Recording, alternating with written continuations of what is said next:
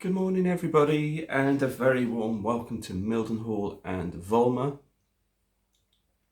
And today, as the title says, we're going to be looking at the track inspection train. Now this has come about, now many of you will know I do like my kind of network rail stuff, and yesterday I put up a clip with my new coach that I wouldn't say it's a new coach, it's an old coach that I've converted. And it's come about because I actually did buy a new coach from Hornby. And so I thought I'd kind of go through with you what I have for my track inspection train and what I've done, and show you the kind of gubbins of the coach. So I'm just going to drop you down, down, and here we are. Right. Excuse the mess on this side. I'm actually working on my TTAs at the moment. I've just split this shell down. This is the chassis, and I've just primered it. I've done the underframe. I've just got the yellow to do, and then put the body back onto that. So back to this. And so this is what makes up my track inspection train. There's 4 coaches in this. Now this coach here is an ex-Airfix coach, which Michael kindly converted for me into a DBSO. So that makes up one end of the rake. Then, love that. And then comes this coach, which I bought only a few days ago from Paul. And this is a recent release from Hornby. And this is a network rail generator coach. Just show you. And this came in at about £31. It's nicely detailed. The thing is with this coach is that I've been wanting to get one of these for a long time, but Hornby never done it. And when I looked on eBay, people had done repaints on them, and then were trying to sell them for 85, 90 quid. So this is a recent welcome addition, in my view, from Hornby, or by Hornby I should say, which means that we can now have a generator coach at a more reasonable price and a more realistic price than those extortionate people really, who's just charging fortune on eBay for repaints. But to be fair to them, if there's people prepared to pay them, then that's up to them. But still too rich for my blood, so it's a nice welcome addition to get this coach for £31. This is another recent coach that came in from Hornby. I've had it a little while now. This is part of the track inspection train. It's a Mark II coach, as you can see. Nicely detailed by Hornby, nicely priced by Hornby, well made by Hornby, and I really do like these coaches, and Hornby have done a really nice job on the network rail stuff that they've been doing and churning out. I think it's really good that they're bringing some more and more stuff like this to the market. Then finally comes the coach that we're really going to be talking about, which is this coach here. Now this coach here is one that I've made. This is one of my ex-Lima coaches. It started life out as an Intercity Mark II coach. Then it got rebadged and repainted into a Riva Trains Wales, and then it's finally come into this network rail yellow. And I did this before Hornby had released the others that you see that I just showed you. At the point that I did this, there wasn't really much choice in terms of getting network rail stuff, unless there were repaints and stuff like that. But like I said, I wasn't going to pay the extortionate prices that people were asking for anyway. So I decided to make my own. So I made quite a few. I think I made about 3 or 4, maybe even 5. And recently I got back into it again because of this coach that I bought, this generator coach, 'cause I only got this like a few days ago. And so I was looking on YouTube again, and I've seen the track inspection train. And there was a YouTuber that I follow, and he does he does basically footage out and about of various locations, generally Norfolk, around the Wherry lines. And he covers a lot of the Anglian stuff. And he put up some footage of a test train running through, I don't know whereabouts. It was on it's a station on the Wherry lines. I don't know if it's Brundle or Cantley or somewhere like that. And it was running the test train at night. And at the bottom, it had, they have, I don't know, don't ask me how it works, I'm not really too sure. But basically, it was a track inspection train. And there's some sort of lighting that comes under the coach, and I don't know if it's like an ultrasonic light or whatever that beams into the metal or of the rails and inspects it that way. And basically it's just like a beam of light, or at least to me it is anyway. And I thought, well, this is something that I could do and recreate myself. So I knew that this could be a low risk project. I didn't think it'd be that high risk, to be honest, because this is an old Lima coach. I've got a few of these which I've made up. In terms of where you're going to put the gubbins, because of the fact that a lot of network rail windows are blanked out, you can hide the gubbins in this kind of area here where you don't really see it. As you can see on both sides, they're blanked off. The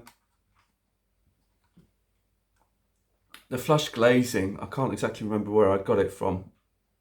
I don't know if it's Shoreplan or something like that.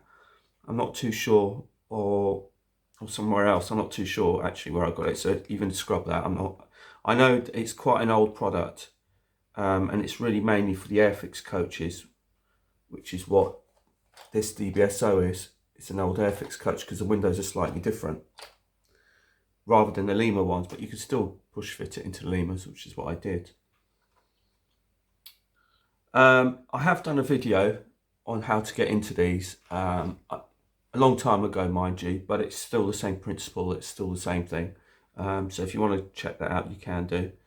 So what I've done is, like I said, I've recreated that by putting some LEDs. As you can see, there's a couple of LEDs on the bottom there.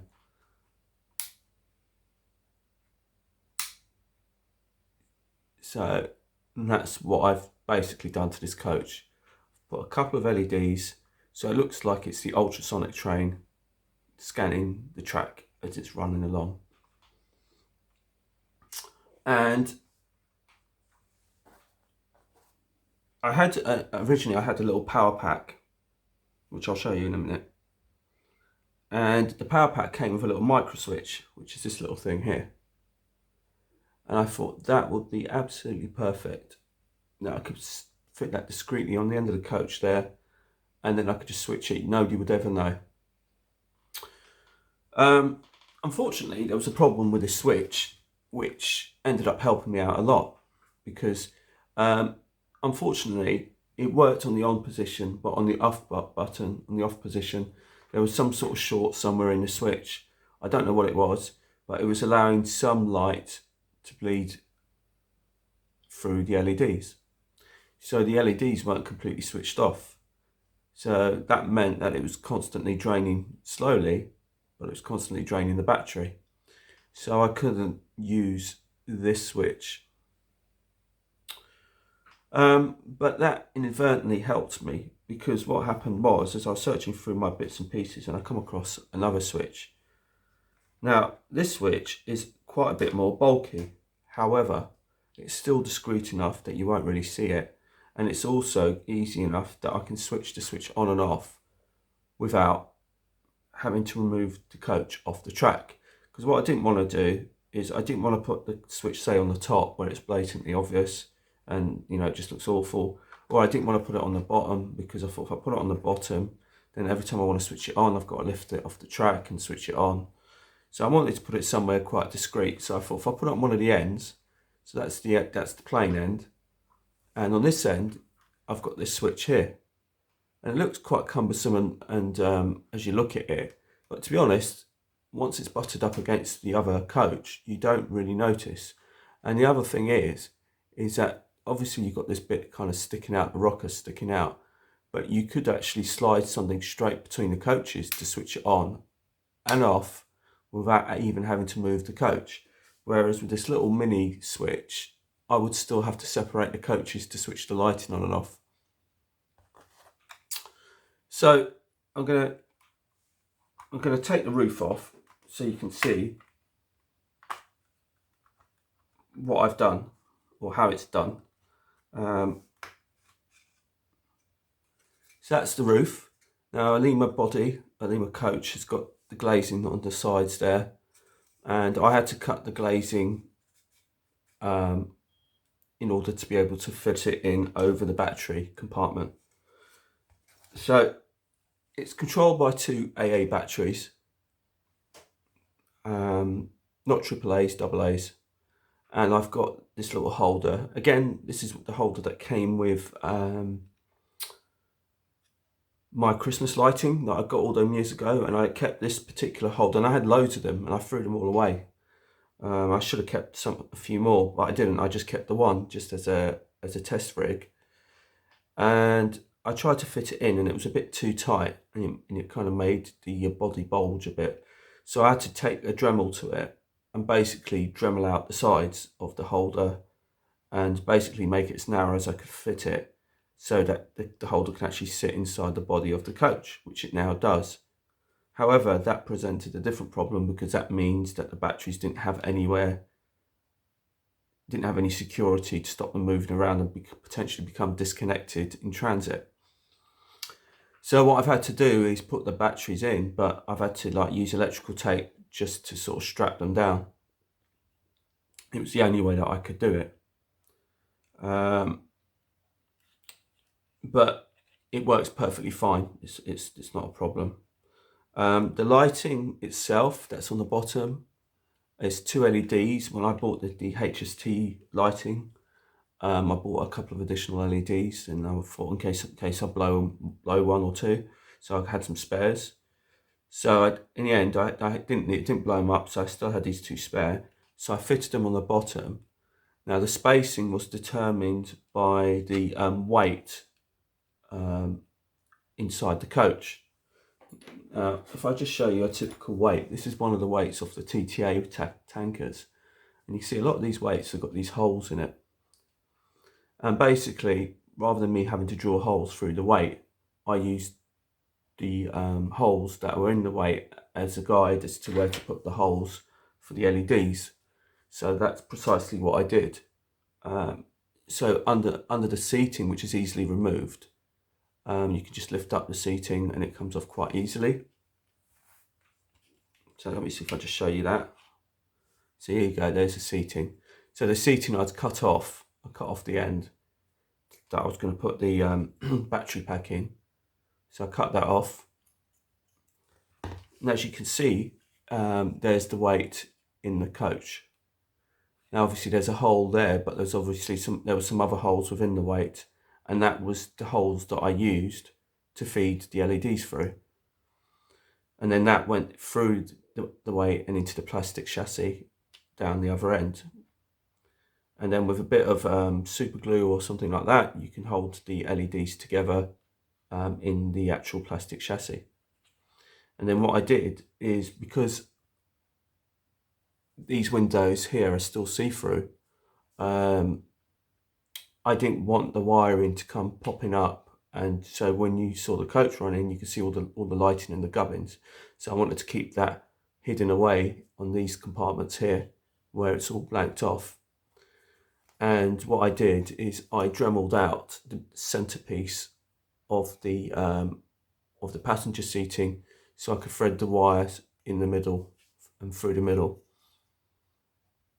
which is what I did.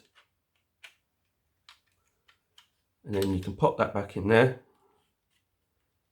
and you can pop that back in there, and as you can sort of see, the tape sort of follows the lines and is embedded in the lines of the seating.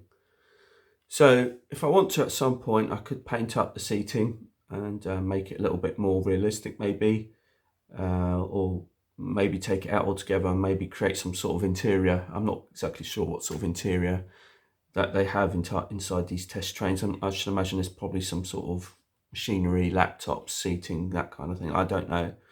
I'm not a network rail expert, so I don't really know. But I'm just trying to represent something here, so it just kind of looks pretty good. So like I said, that's pretty much how it's done. And then on the end, what I did for the rocker switch is I took the Dremel. Basically, I took the Dremel and sort of dremeled this whole end gangway out on this end, and basically threaded the rocker switch through it. And now, like I said, you know, it definitely works, and it's nice and solid. There's no kind of light bleed off the bottom to show that it's still working. So the switch is perfectly fine. These are brand new batteries in this. I've got some more batteries, but basically what I'm doing is it's a bit more tricky to get this back in. But what I've had to do is there was some lugs on here on Lima coaches. Those of you who own Lima coaches will know there's some lugs here, and I cut those off as well.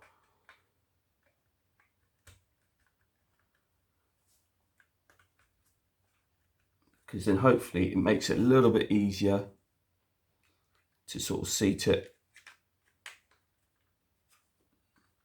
And like I said, this bit is always tricky. It's always tricky just getting it back in.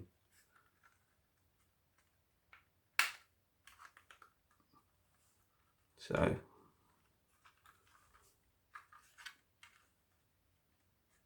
it's never gone straight away on mine so far, but it's not too bad. And then you just sort of clip it all back in, and there you go, it's all done. And then you just test it, it still works, and there's the coach all done, back together again.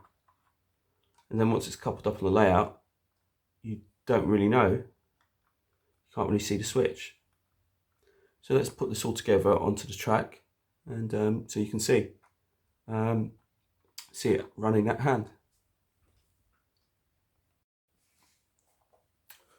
So as you can see, we're on the layout with my test train, and ahead of this test train is my Colas 31 37521. This is generally the traction of choice for my test train. It's usually this or one of my other 37s, but by the most part it's generally this one that I use. I do have a DRS 37 which I can always use as well, so if I fancy a change I can always use that, but I was thinking of getting another 37. But anyway, here is 37521. I'm just going to demonstrate it running around the layout, and I'm not going to switch the lights on this occasion, but I just wanted to show you that the rocker switch doesn't actually, well, it might help if it was coupled first. So let's just couple that back on. There we go. All right, let's try that again. So I'm just going to run it around the layout.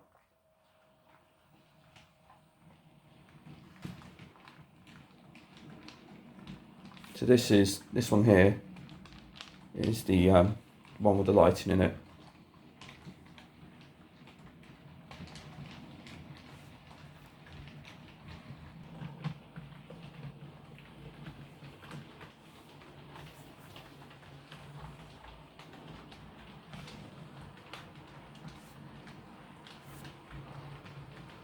And here it comes.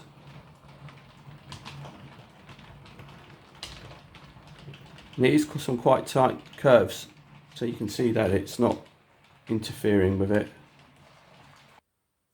So as you can see, there is the rocker switch, and you can see it's pretty discreet. I mean, I'm having to zoom in really up close and personal to for you to really see the rocker switch. So even though it's quite a big rocker switch, it is very discreet. And basically it makes life very easy, because with that other little micro switch, I'd have to separate the two coaches in order to switch the lights on. So I'm just going to zoom you out, because what I want to do is sort of demonstrate to you what I can do.